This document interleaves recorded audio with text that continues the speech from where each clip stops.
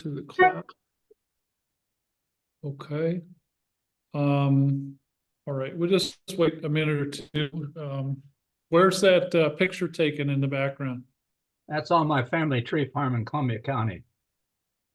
And that looks like a cedar of some kind. It definitely is a cedar.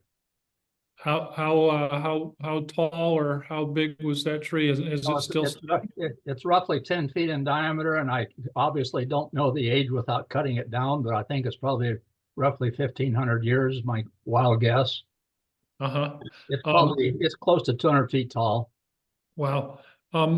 How big is your family tree farm? 53 acres. It's been in the family for over 80 years. Wow. And so you sort of selectively harvest periodically? That's correct. Yes. Yeah. Wow. That sounds like a good thing to have. I really enjoy it. Are there walking trails through the forest, or? It's mostly all-weather roads. It's well covered with those. That's the walking trails. Got it. It looks like you used to live in Vernonia, is that right? That is absolutely correct. I used to work for the old company Crown Zellerbach out there. I see. So yeah, I've ridden that CZ bike path. Was the old Crown Zellerbach Road, I think. Right? Yes, the one from Scappoose. Yeah, it's really nice. Yes. Really nice. We'll give Stan 2 more minutes and then we'll get started, Dick. I don't want to take too much time out of your day. I forget, have you been with us before? Have I been with you before? Yeah. Well, it's been quite a few years ago. I ran for Metro Council years and years ago, and I interviewed with you, but that's been a lot of years ago. Okay, I was probably here. How long ago was it? You know, I'd have to really take a wild guess. It was while Neil Goldsmith was mayor, so that goes back a ways. That's before my time. That's before my time. I take it you didn't win? I did not win. No, lucky you. Yes, I think so. All right, why don't we get started? If you would, if your opponent joins, we'll just bring him in. But if you would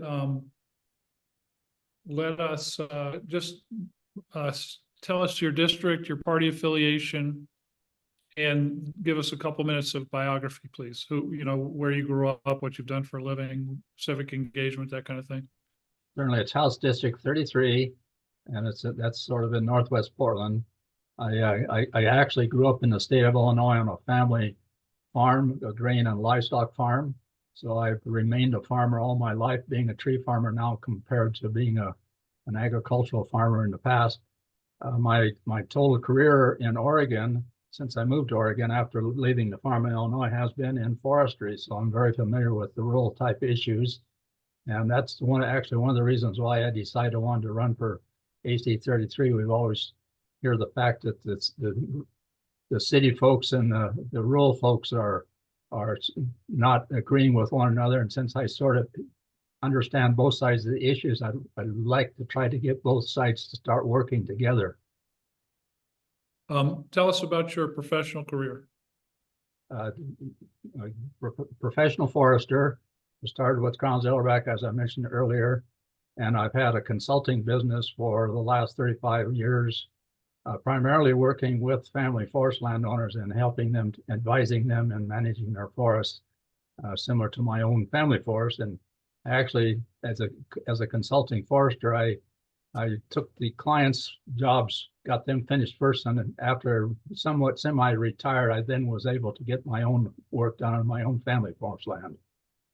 So what kind of advice would you be giving? Is that how frequently to cut, or what to cut, or how to replant to diversify? What kinds of things would you be advising? All of those issues that I initially, with most landowners, not all are willing to do this, but we like to work a management plan up for them, which then gives them opportunities and ideas and thoughts about what their property can do with regards to production of wood, what it can do with regards to income for the family if they desire that as one of their objectives.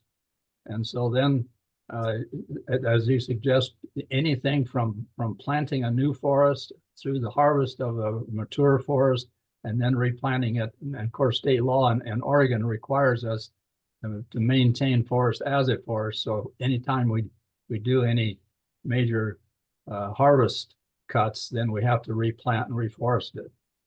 I don't want to spend too much time on this, although I'm fascinated by it. So is the latest thinking when you're advising people that when you replant, that you should replant a diversified forest or a diverse forest with different types of trees? Or are you telling people, hey, if it was all Doug fir or cedar before, or make it all Doug, all one kind?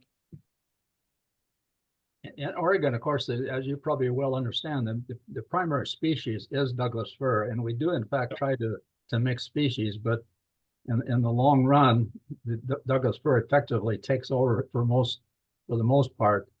There are some soil types that Douglas fir does not do well in. Cedar does better, and as we get closer to the coast, within say like 15, 18 miles of the coast, spruce and hemlock are better species for that area. And as we get higher in the mountain areas, we get into some of the true firs like noble fir and grand fir, and also some of the mountain hemlock type. Mm-hmm. Why are you running for the legislature? Well, as I mentioned earlier, I've had this understanding that the rural folks and the urban folks oftentimes don't agree on things, and one thinks the other is driving the other. And since I have quite a vast experience in the rural area, and also knowing not to a great degree, but know somewhat of the rural issues with regard to the urban issues, I thought that I would just love to be able to get the two groups of folks to start talking to one another and understanding the issues. The issues, I'm primarily concerned about homelessness. That's one, runaway taxes, and government transparency. And when we start talking about those, particularly those three issues, there are ties both between the city and the rural areas, and oftentimes oftentimes the rural areas don't understand the city side of that issue, and the city folks don't understand the rural side of that issue. But they're so closely tied in many ways that I'd like to be able to communicate that with as many folks as I can. Got it. You mentioned you'd run for Metro some time ago. What other kinds of civic engagement have you had? I was on the West Multnomah Soil and Water Conservation District for, I don't know, 12 or 14 years, I guess. And I've had many assignments with regards to committees particularly within the Department of Forestry, helping them to solve some of the issues that they've been involved in. One of the issues that comes to mind is the nursery that they eventually gave up and had to get out of. Yeah, that's been a while. I've forgotten about that issue. That was a pretty hot issue for a while. It was a hot issue. Yeah. When did you move into the city from Vernonia? I've actually lived in the city since I think 1974. Actually, I got married in 1972 and moved from Vernonia when I got married. My wife was working in Portland at that time. Got it. So you've been here a while. Have you observed at all the incumbent in your district, Representative Dexter, and have any thoughts about how you would diverge from her? You've mentioned your interest in bridging the urban-rural divide. I'm wondering what else you would do differently. I quite frankly have not had that much association with the issues that she's worked on. I know from some of the ads that I've seen on her television campaign for her new position that she's running for, she's talked about some of the medical issues that she's worked on, and the more stringent rules on guns. And I'm not 100% sure what she did in that regard, because I'm a strong person on the gun issue. Mm-hmm. Okay. So you've given that you've been in the city for 50 years, and I think when you moved to Portland in the early '70s, the Republican Party had a much stronger base in Multnomah County. Just as a thought experiment, we pay close attention to registration. It's almost 5-1 now in Multnomah County, Democrats to Republicans. So fill in this blank for me, if you would indulge me for a moment. Being a Republican in Multnomah County is like. That's really a very interesting question. I've mentioned to several people in the last 6 months that I joined the Downtown Rotary Club about 35 years ago, and I sat in that room watching and looking around the room and continually saying to myself, I'm probably the only conservative sitting in here. And as I began to meet people and talk with them and very quietly discussing issues with them, they would actually bring up issues that I did not bring up. And I very quickly learned that there's a lot of quiet Republicans, particularly in Rotary and other places around the city. So that doesn't equal the numbers out, but all it says is there's a lot of Republicans that are not very outspoken in the city. Why do you think you've been around long enough to see these fairly seismic changes in Oregon politics and in city of Portland politics? Why do you think things have changed as they have so dramatically? I've been asking myself that question for a long time. This district that I'm running in, when I first moved into it, was a Republican district. And of course, the state was Republican when I first moved into the state. Yep. And the only thing that really comes to mind, and I don't want to throw arrows, but we've had a lot of infiltration from various other states like California and to some degree New York and some of the eastern states, and I think that may have been part of the cause of moving in a different direction politically. Have there been any that shift probably hasn't pleased you as a Republican? I'm wondering if you can see any upside in it. Have there been parts of that shift toward Oregon becoming a more democratically controlled state that you'd say, hey, that's a good thing? I honestly can't at this moment think of anything that I could say that would be a positive side on that issue. No. Okay. Another thing that's changed dramatically in your tenure or your lifetime is the timber cut in Oregon. The federal timber cut really was reduced dramatically in the 90s. There's still a pretty good private cut, but I'm just sort of wondering if you were to be elected to this position and had a voice in Salem in terms of Department of Forestry policy or bills that relate to the industry, what would you like to see? How would you do things? How would you like to see things done differently in terms of Oregon's forest policy? I'm happy you asked that question. I could get wound up on this for a little while, obviously, but one of the you're probably well aware right now, there's 3 different habitat conservation plans being proposed in this state. One is at Elliott State Forest, and the other is at State Forest Lands, and the other affects my own personal property. My own personal property in Vernonia, as of January the 1st, under the new private forest accord, is 50% locked up. It does not make my family happy, and that effective lockup is for the next 70 years. And when I was talking earlier about the issues that transcend and fold into the city issues, because the state forest lands, for example, backing up a half second, are going to be locked up roughly 50% of the total ownership within state ownership. Those kinds of lockups are going to cause more taxes to be imposed upon all of us, including city folks.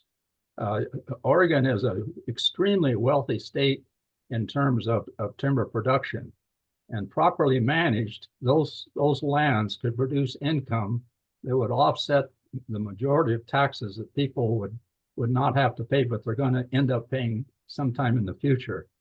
And so those are the kinds of things that I'm hoping I can work on. I'm actually working right now with a couple organizations to try to get a better handle on the private forest accord, and maybe even on actually all 3 of them, the Elliott State Forest and the state forest lands, and try to. So Pardon me.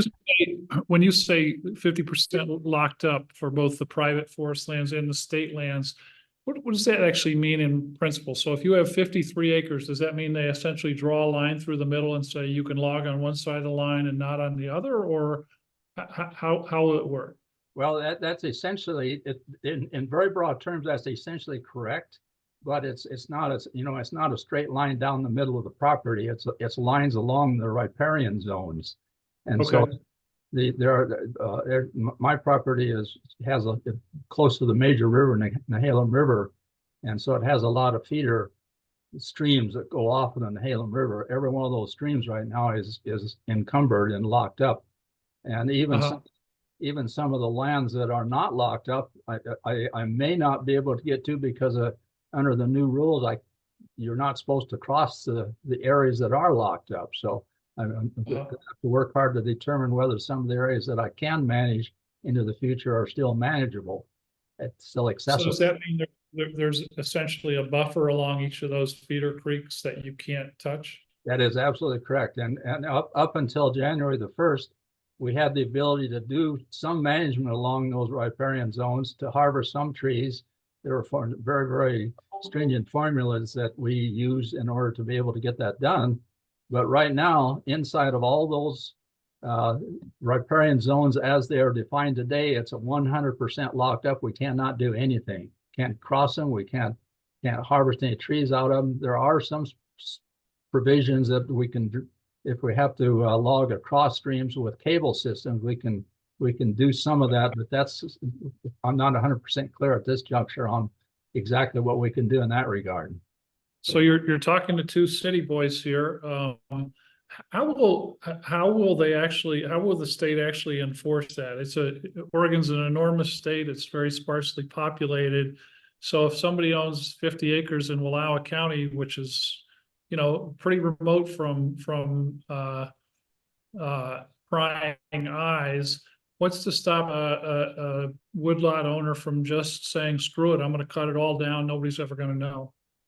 Well, the Forest Practices Act has staff in Salem that pays attention to those kinds of things, and in reality, you need to file notification with the state of Oregon if you're going to harvest any timber, and primarily for two reasons. Number one, they want to know where there's equipment, and especially if there's a fire that gets started, they want to know where the equipment is. So they can do that. And secondly, they want to know where the harvest is going to be so they can collect the harvest taxes off of those harvests. So those are that's the primary reason. With then those forest practices foresters in fact go out and look on the properties and see what things are being done and if they're being done according to the rules. So you think it's whether you agree with the policy or not, you think the regulation will be effective? I mean, well, they'll be able to tell people that's locked up and it will actually be locked up. There's still a lot of questions in my mind, and I've been asking questions for at least 3 years and try to get some of these answers. And one of the primary questions is that I've never gotten an answer to is that there is a provision to be able to collect tax credits from the timber that you lost in terms of the forest practices rules of private forest accord. It's not the entire loss. It's only a small portion of the loss. It's the loss between the old rules and the new rules. And so if the old rules said that there was a 100-foot buffer and the new rules said there's 110-foot buffer, then the loss and the tax credit can only apply to that 10-foot of buffer. Yeah. And then on top of that, it says the new rule says that there has to be if you in fact do get a tax credit, you have to record that with the county in the assessor's office. So I've been asking the question: do we actually then have to have a surveyor go out and monument where those lines are on the ground? How's the county going to record them? And I've not gotten an answer on that one yet. Sounds pretty complicated. So one of the things that we always like to see in legislative candidates or candidates for any office is independence. Given that you're a Republican, can you tell us a way in which you think, or a policy that you believe in, that doctrinaire Republican policy, or how you would show your independence from your party on some issue? Well, I think the 3 or 4 issues that I'm interested in, you know, the homeless issue, I'm very interested in. I think we need to get that solved somehow or other. And I know that there's several facets of that aren't specifically confined to the force kinds of issues that I've been explaining. You know, for one, the drug issue and the I am concerned in that particular issue. I am concerned with the possibility and the probability of getting those folks out of that this transition area, out of the homeless situation, and getting into affordable housing. And right now, as I have explained with regards to the forest industry shutting a large portion of it down, it's going to cause house construction costs to go up, and that's not going to help a bit. Right now in this state, I don't know a lot of people understand this at all, but 30 to 40% of all the wood that goes into any kind of wood construction in the state of Oregon is brought into the state of Oregon. It's not harvested in the state of Oregon. It's imported from outside of the state of Oregon. So why is that? Well, because simply because there's a lot of the mills are being shut down. There's been 4 mills shut down since January the 1st because of the new forest practices rules, and so there's not a lot of those mills are relying upon federal sales and also relying upon state sales in order to operate, along with getting the wood from private industry and from family forest land. But they cannot survive on the industry wood, and they cannot survive solely on family forest, but they have to have wood from other sources as well. So is that coming from British Columbia, or where's it coming from? Well, a lot of it comes out of British Columbia, but some of it comes from other states that doesn't have quite the stringent rules that we have. What's going on with log exports? I know I could talk to you all day long about. I find forestry fascinating, but are we still exporting a lot of raw logs? Yes, we are. There's no question about that. What do you think about that? I have no reservations about selling logs. I tell my clients I'll sell the logs to the market that puts the most money into your bank account. And well, isn't it sort of giving somebody else the opportunity to do all the value added work of milling or planing or finishing the wood? Well, if there's no mills available to sell the wood into domestically close by the property, then we go to the very next market, and that's available at the price, the best price we can get out of it. Now, myself as a consulting forester, every time I look at a project for a client, I do calculations to figure out if it's going to cost me more money to get the wood to the export market than it is to get it to a domestic market, I'll take it to the domestic market. So I'm not 100% partial to only going domestic. I want to make certain that I maximize the income return to my landowner clients. Yeah, I see. All right. Well, we are out of time. I'm sorry that your opponent wasn't able to join us. We're doing dozens of these things, and we ask each individual candidate the same question as the last question. It's kind of a goofy question, but I hope you'll indulge us. And that is, if a movie were to be made about your life, which actor would play you? That's a good, very good question. I'm not 100% certain right now what would be a good answer to that question. There's a lot. Think over the scope of your life and of an actor that you've sort of said to yourself in private, gee, that guy looks like me, or I look like that guy, or I want to be more like that guy.